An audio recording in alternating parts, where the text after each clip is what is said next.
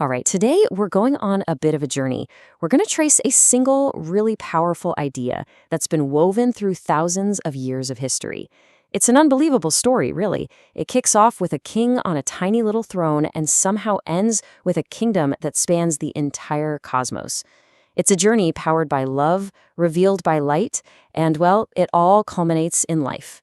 So let's follow that thread together. And it all starts with this kind of mind-blowing question. How on earth can a promise, one made to a shepherd king over 3,000 years ago, actually have the power to change reality itself? I mean, really think about that. That's the mystery we're going to try and unravel today. So our journey begins around 1000 BC. Picture it, Jerusalem. King David is at the absolute peak of his power, and he decides he wants to build this magnificent temple for God. But then, in this incredible twist, God basically flips the script on him and says, "You're not going to build me a house. No, I'm going to build you a house." And that promise, well, that becomes the anchor for this entire cosmic story. Now, I want you to zero in on one word here, the one that gets repeated: forever. God promises David a house, a kingdom, and a throne that will last forever. And this isn't just, some political hype. This is a divine covenant that completely shatters the limits of any normal human empire. It's setting the stage for a king who is truly eternal. So what's the fuel for this eternal promise? It's a single Hebrew word, Hesed. And you have to understand, this isn't just a feeling, like the way we use the word love. Think of it more like a metaphysical engine. Hesed is this relentless, loyal, stubborn love that guarantees God will see his promise through, even when David's own descendants fail, and fail spectacularly. In this story, love is the indestructible force that makes it all hang together. And David himself? He kind of becomes the blueprint for this new kind of king. He was a warrior, for sure, but he was also a shepherd. He blended raw power with tender care, and this archetype is just so crucial. It defines a ruler who governs not with an iron fist, but with this intimate, personal concern for his people. This model of the shepherd king is going to echo for centuries. Okay, so let's jump forward in time about 300 years or so. The promise that was made to David is about to go global. You have prophets like Isaiah who take this idea of an eternal king and just blow up the vision in the most radical way. It's no longer just a kingdom for one nation, but a light for the whole world.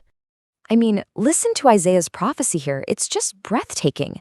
Look at the titles he gives to this future heir of David: Mighty God, Everlasting Father. This is not flowery language for just another great human ruler. Isaiah is describing someone with a truly divine identity. The scale of this promise is just escalating dramatically. And here the scope just explodes. The promised king isn't just for Israel. He is destined to be a light of the Gentiles, a source of illumination for all the nations.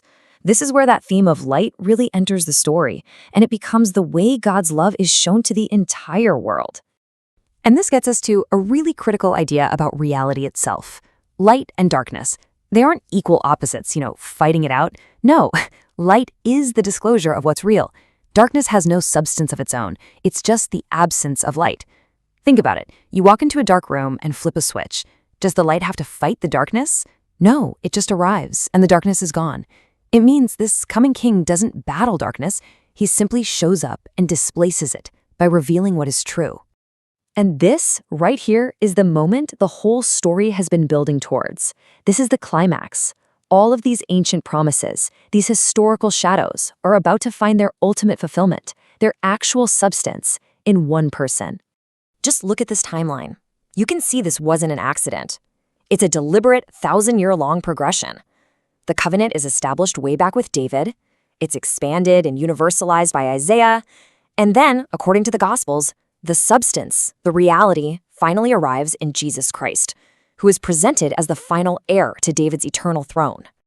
Okay, now this slide, this is the whole enchilada. This is the big aha moment. This is what you could call the ontological upgrade. Let's just walk through it. The throne, it goes from a physical seat in Jerusalem to the cosmic throne of God. See the upgrade? Love, it goes from a promised fidelity, that Hesed, to an actual, incarnate, sacrificial love.